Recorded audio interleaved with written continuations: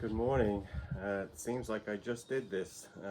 I work in like 2 week sort of periods, and so I had a lot of glazing to do the other day. It took 2 days to glaze basically. But anyway, this is the second of the firings, oxidation, gas firing, of the pieces that I glazed last week. And I'm just downloading the first video right now. That'll be posted by tonight, which is Sunday. And so let's get at it. It looks like I did a lot more yellow pieces in this one. Let's give you a quick look at the packing. So basically, it looks like I did do some yellow because I kind of missed those yellow pieces in the last firing. And let's tilt you. There you go. I think you'll be able to see the whole thing from here. I have some experiments here that my wife has been doing. She's just using a clear glaze over underglazes, and she's printing them on by actually painting. She'll have to do a video of this one day, but she's very shy, so she's not sure she feels comfortable doing videos. But anyway, these are just printing, and I'm not sure what else she does on them. Maybe she's doing some sgraffito too, but they're very beautiful. They're very subtle. There you go. So there'll be a bunch of those in here, and this is just a little drinking glass in my regular green with oatmeals on it. And I have more of that brown, which I did do.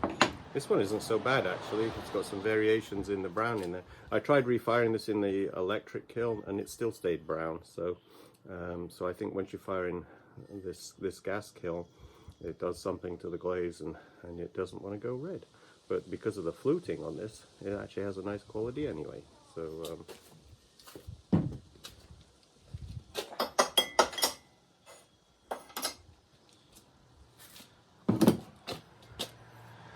you go, more brown. That one's quite nice too. I just find the brown a little dead once I know how to do the Randy's Red in the electric kiln. It has that, you know, I'm biased more. Hi. So, morning. So basically, oatmeal's over the tomato red, which in this kiln goes brown. So we know how to make it go red in the electric kiln. These are planters, bases for planters that I'm doing for somebody who ordered some bright yellow planters. So these are just the dishes that go underneath them.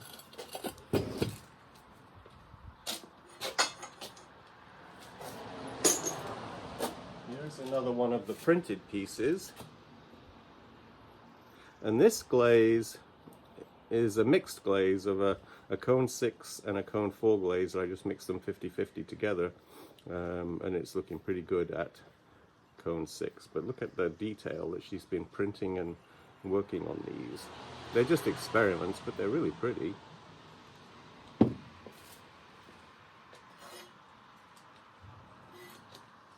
We should have a look at the cones and see how even this firing was. This kiln, when I fire it fast, it's very even. But if I preheat it overnight, it isn't so even. The top always seems to be hotter than the bottom. So I don't preheat overnight. This is my regular green. And I think, I'm not sure what I did up there, but see there's some pinky bits in there. I wonder what that was. I'm not even sure. Too many glazes. This one, it's probably a different oatmeal that I was using, but they're very subtle, really pretty.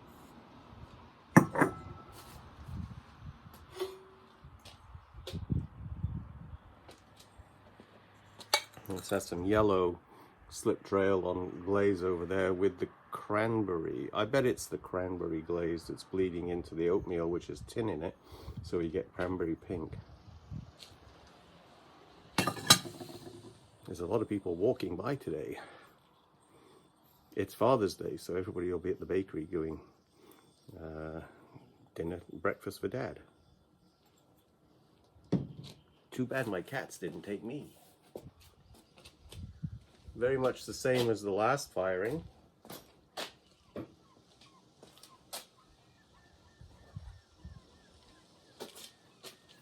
All right, perfect. 2 firings in a row, identical. Very predictable kiln. This is a Bailey 2432. It is now a 10-year-old kiln, so I got to do some touch-up paint on it. That's the only thing. Other than replacing a thermocouple, which is just natural anyway. Oh, look, there's another one of the printed ones. Underglazes with a clear glaze over the top.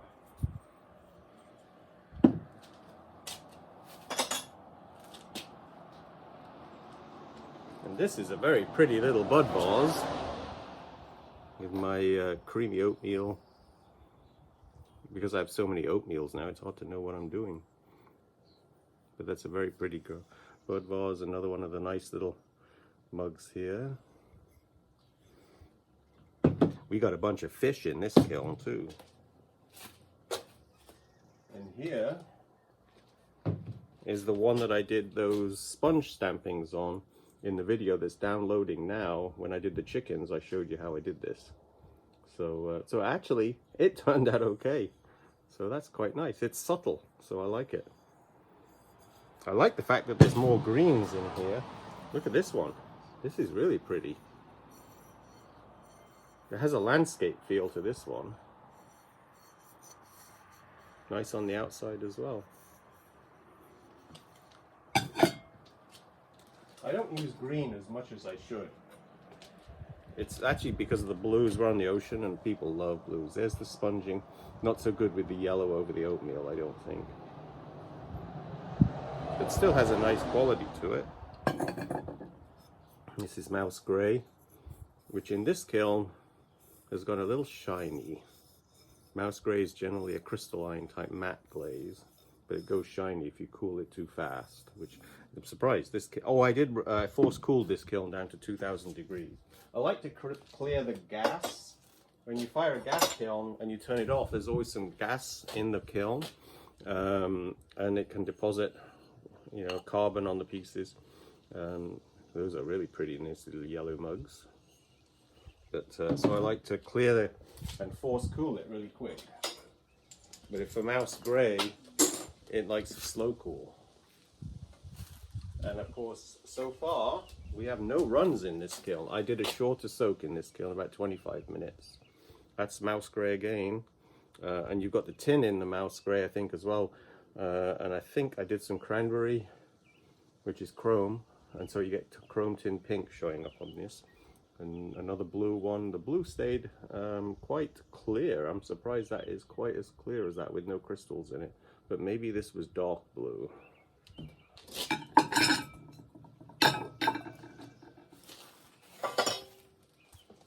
And this is with the paper clay. I made a test piece with paper clay. The paper clay, as I mentioned in the last video, seems to be very fragile, but this piece seems okay. It's heavier, so I'm not sure I'll ever order that clay again. It seems to have a very specific use, and I'm not sure what that is yet. But that's a nice little mug in brown again with the oatmeals over the top. Large planters. Oh, okay.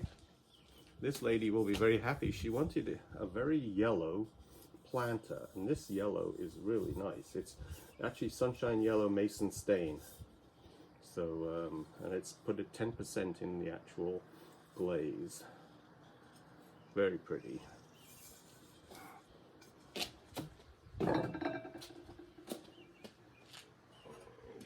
I gave her a choice. So there's 2 of them. It's an opaque glaze, so it's got some tin in it, I think.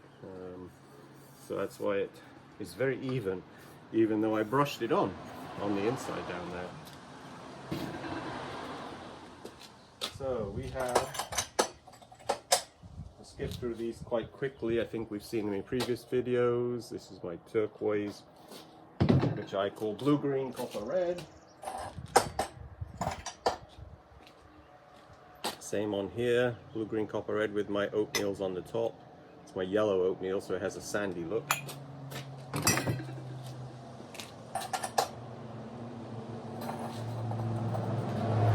you go. Nice that worked out really good each time. Creamy oatmeal with green on. I like this combination now. I think it has a landscape feel too. The beach with the land up there. I should have had some blue on the top. It would have been the beach, the land, and everything. These are my green. It's apple green basically over that oatmeal, and it always has this nice quality to it. I love that color combination.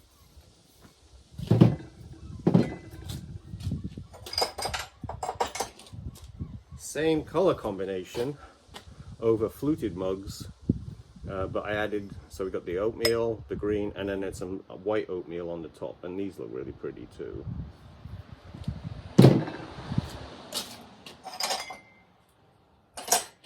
These I did to try and create landscape, and so you got the blue, the green, and the oatmeal above.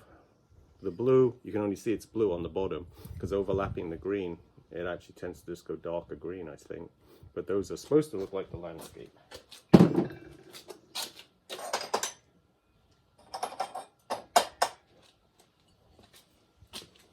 I'm whipping through these because I think we've shown them in other videos, I'm not sure, because I play with glazes a lot.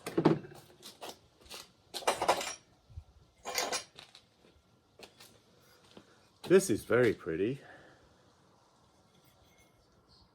It's my creamy oatmeal with the green, and I think I have a little yellow added right to the top over the green, and that really did a nice job there.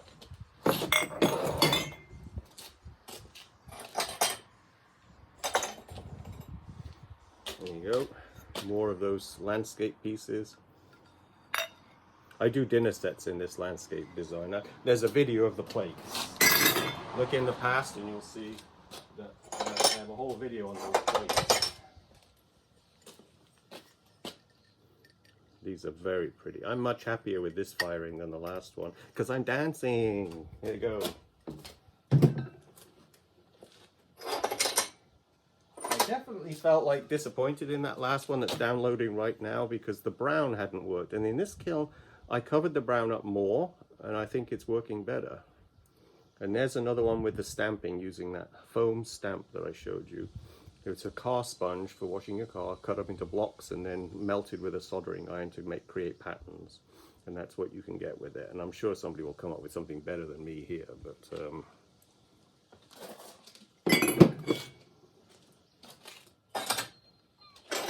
yeah, no, the brown is doing good. I mean, look at this, it used in the landscape feel. I mean, there's something, in that last firing, I just felt like it was really dull. Here it's got some vibrancy to it. Just a shorter soak, that's the only difference in these two firings, a shorter soak. There you go. Okay, next layer down. I've been experimenting with some bowl painting and pouring so that my bowls are not quite as even. This is a little bit more free. And sometimes I do a landscape feel on these, but I didn't try and do that on this one. I was just pouring different colors basically, and just to see what it would happen. And I think that's kind of nice. Much freer. Here's one of the yellow ones that was in the last firing. I like that combination a lot. That's kind of a happy bowl.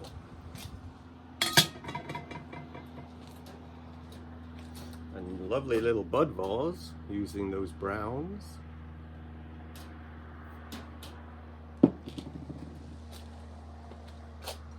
then I have a set of these bowls. My cat's scratching my screen.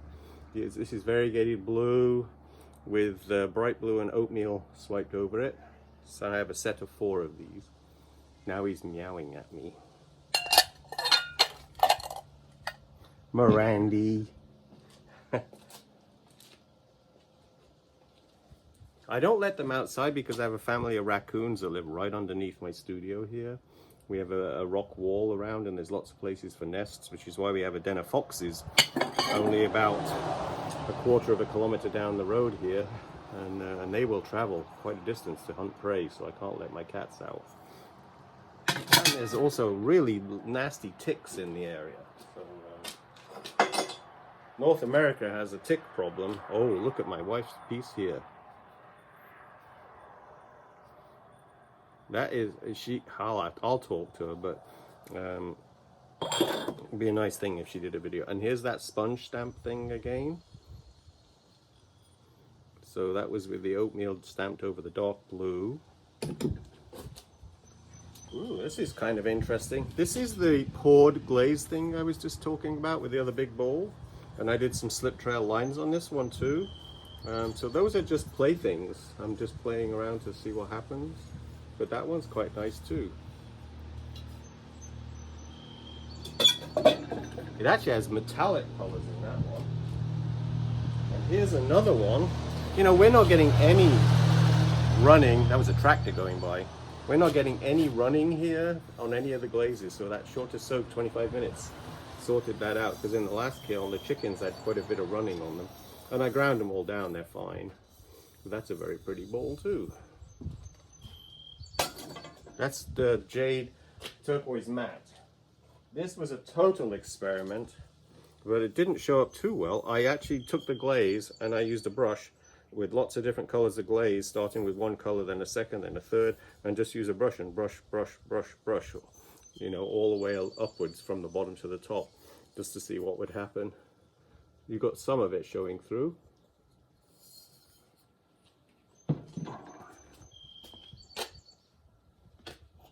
Another couple of my wife's pieces here. I wonder if she'll be happy with these. I don't know. There's a lot of potential with this. Just underglow. Oh, look at that. Yeah, I think she'll be happy with this one for sure.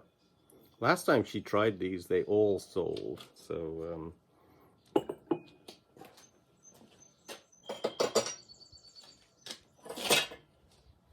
and this one is my regular apple green, which always does a little crystallizing in the gas kiln, which it doesn't do in the electric kiln.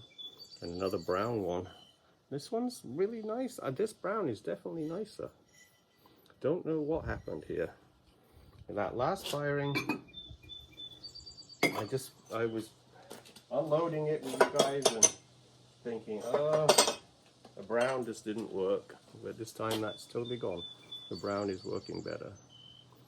But the green is what I think is really nice in this firing for sure.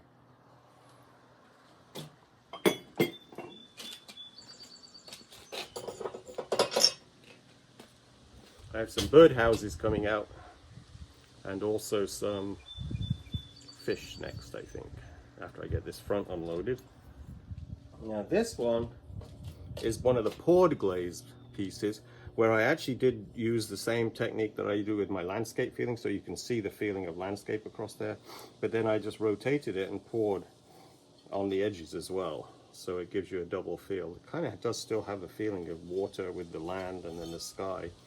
But I like that one. That one turned out nice. Experimenting is what we all should be doing, because that's how, you know, what is it, something, war is the mother of invention. And I kind of feel like experimenting for potters is how we develop a style of our own, because you never know if you try lots of things, even if you just do small things. I mean, I've got a luxury here where I can use big pieces to do it, but that's a pretty piece as well. These big bowls turned out very nice, and the colors are rich. Once I start using my other oatmeal, one semi-matte oatmeal, I think I called it in the oatmeal video, I think, because this oatmeal is very white, and my old oatmeal,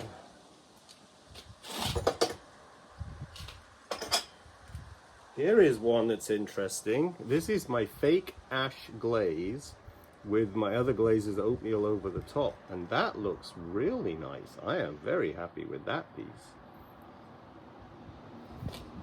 And here is the green with the oatmeals over it.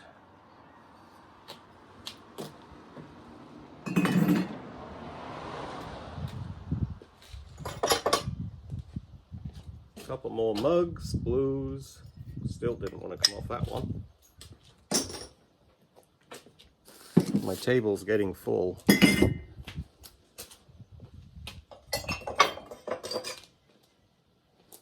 And then The landscape green mugs again. I think you'll agree this is a much better firing so far than the last one.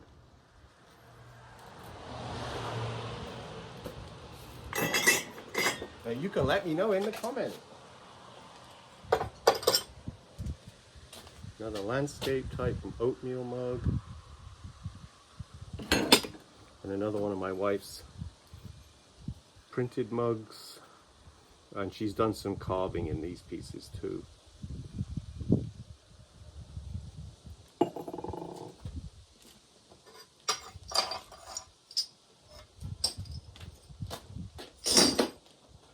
Okay, so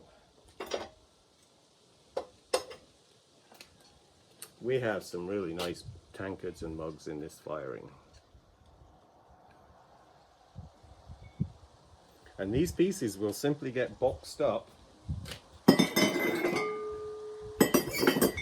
probably till next year because I've got so much inventory.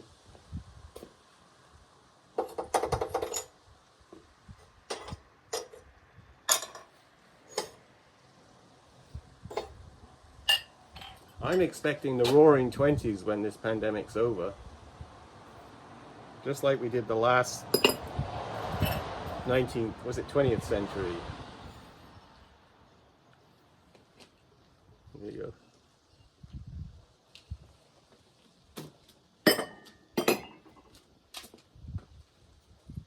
And here's another one of my garden pieces that I put around plants in the garden. I've already put the others out.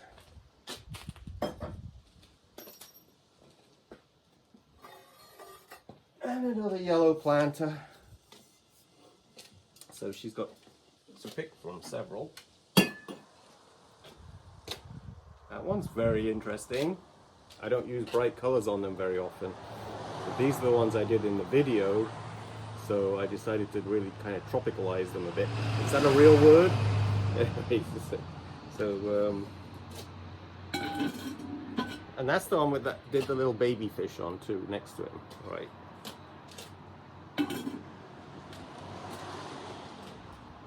These are out of regular clay, 516, which is the normal one that I use for these pieces.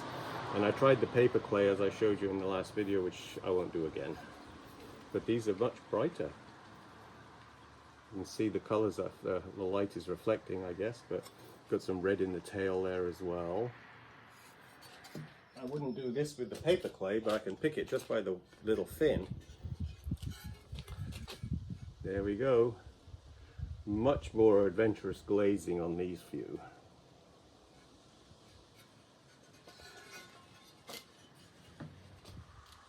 Here is the one where I used, put that one down, I used that roller. I bought a couple of these commercial rollers to see what they did, and I'm being very careful with them because it's not my design or pattern. This is a manufactured machine-made roller, which I'm not sure about, but I wanted to try it. I bought them when I was teaching classes, but now I'm not teaching classes. I still have them, so I just tried it, and it's pretty good. I mean, it looks nice. I mean, I think everybody will be able to use that, and you'll all be able to make a fish that looks just like this, but there lies the problem. Everybody's work looks the same.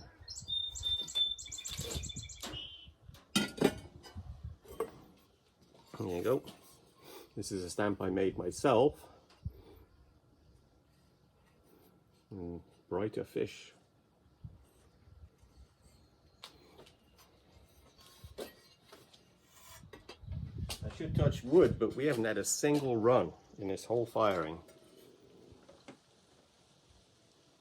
I was hoping that the top of these would be a bit darker, but they aren't, and they still show up because it's so, but I did put another glaze on there and it didn't show up too much. It soaked into the green. Boy, this piece is heavy. It must be thicker. And I guess we did go crazy with this one. Blue fins and black and yellow. I haven't done one as bright as that, but I guess it's beginning to look like a real tropical fish. That'll pop from the road when people drive by, and that's why I make these. Make people stop. And now look, I can hold that by the fin, and the other day I was wrapping the paper clay, one up snapped right off while I was just with bubble wrap. It's one of the smaller ones that I make.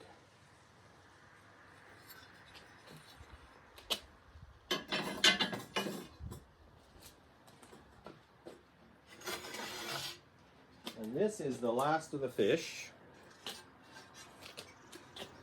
Somebody asked me where the photographs were of them, and so here they are. I posted pictures of the other fish that were on the outside of the building, but these are the ones I actually made in the video.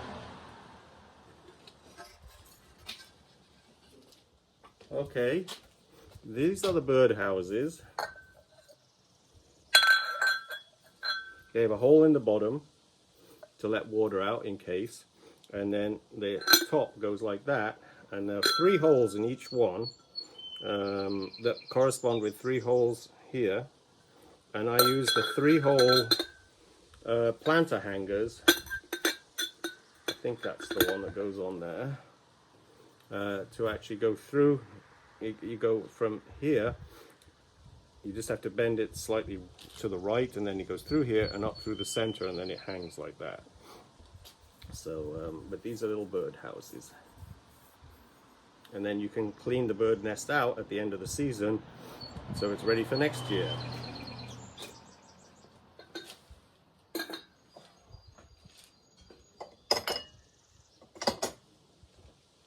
Okay, the brown is terrific. What a difference. There's another green one too.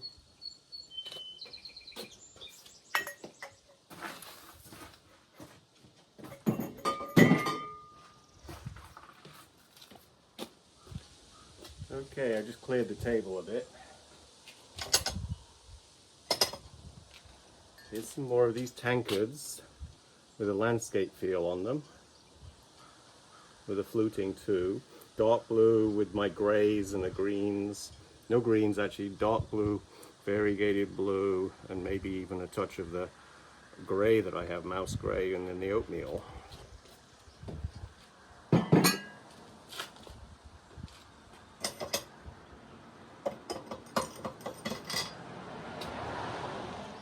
Oatmeal over the glaze I call number 16, which is my bright blue with a little bit of iron in there as well. It's in Mastering Cone 6 glazes.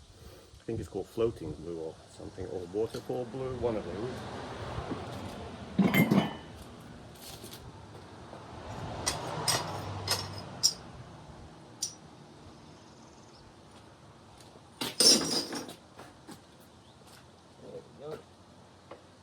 I fire these lids for the bird houses just like that, so that you can actually glaze the rim of them as well. I'll put these down here till we get that. Another one of those printed sort of sponge stamped mugs. It's much more subtle on this one, but and a really nice little bud vase, just in the blues. It's basically variegated blue with bright blue dipped over that way.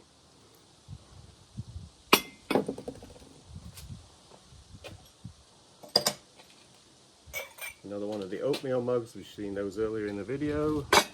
Little drinking glass in the same kind of landscape blue, brown, oatmeal.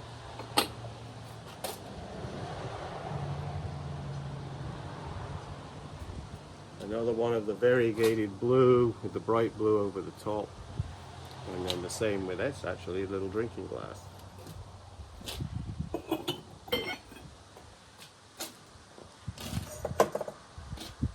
Now I fired these on stilts so I could glaze the bottom. And these are the lids that go on the top. And that way I can glaze the edge of these pieces. And there's the lid that goes on. I'm gonna say I almost forgot to put the hole in. Too though. See the crystals forming in that one?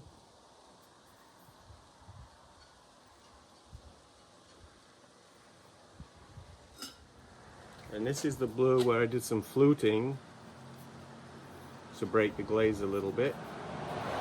I wax resist the holes when I glazed as well, so I knew I wouldn't get them blocked up. blue. So I won't be firing a glaze kiln again for probably a couple of weeks, maybe even a bit over that, because I've got about half enough for a bisque firing at the moment. I like to do 2 bisque firings before I do any glazing. Alright, so that's it. So cone 6, oxidation in a gas kiln with a 25-minute soak, perfect cone 6, and everything. This is a terrific firing. Everything turned out really nice. No mistakes, no glaze runs. Thanks for watching. The next video is going to be birdhouses, and it's going to be awesome.